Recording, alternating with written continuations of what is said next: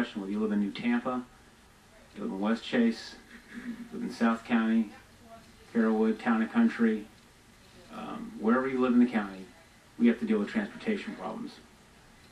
And in part because for a long time, the case was made that sprawl pays for itself. That we can continue to grow out horizontally, and I talked with staff yesterday at length about this. Has our growth paid for itself?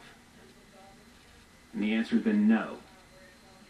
All the questions that are being raised now that should be raised have also been raised extensively over a period of 3 years by each member here, their representative, who voted for the task force recommendation. Nobody, including myself, I can't speak for all the board members, but I know where I was.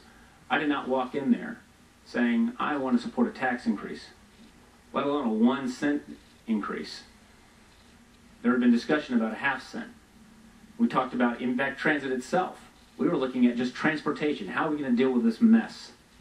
And we decided short-term solutions and then long-term. In the short term, we addressed our road issues and the backlog of road issues. And then we realized, like other communities, I keep hearing that we're not New York and Chicago. Of course we're not New York and Chicago. But when you look at other communities with similar problems like ours, Charlotte has been mentioned many times. Phoenix has been mentioned many times.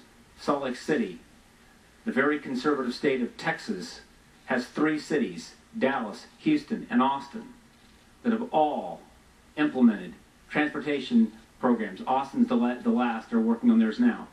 We've had the comment that, and I've heard it a number of times, look at Miami system. Miami system's commuter rail. I mean, I hate to get overly technical here. Miami is a commuter rail line. This is a light rail system. We're not the high-speed rail program either, and we've been confused with that as well.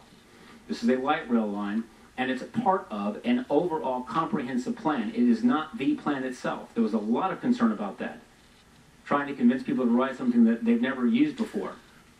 This is a multimodal program to provide opportunities and choice. We looked at what other communities had done, where there had been success. Phoenix, in September of this last year, experienced record ridership, 40,000 riders a day. I personally was not going to support something that I felt was not financially feasible. It would have been easier to go for the ½ cent, but the ½ cent would not make it work. We had to go with the whole cent. We had to show the FTA and the federal government that we had a program that was sustainable, and that was a recommendation made to the task force. But we looked at, could we extend the CIT? What other steps could we take that might make this feasible?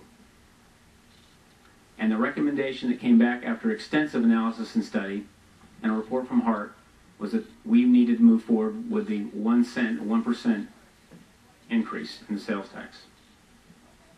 And so, recognizing that while other communities have 7.5% sales tax, and we currently have a 7, this will move us to 8, even with the tax increase, our sales tax will be lower than North Carolina, Tennessee, Texas, and other communities that move forward with a similar program.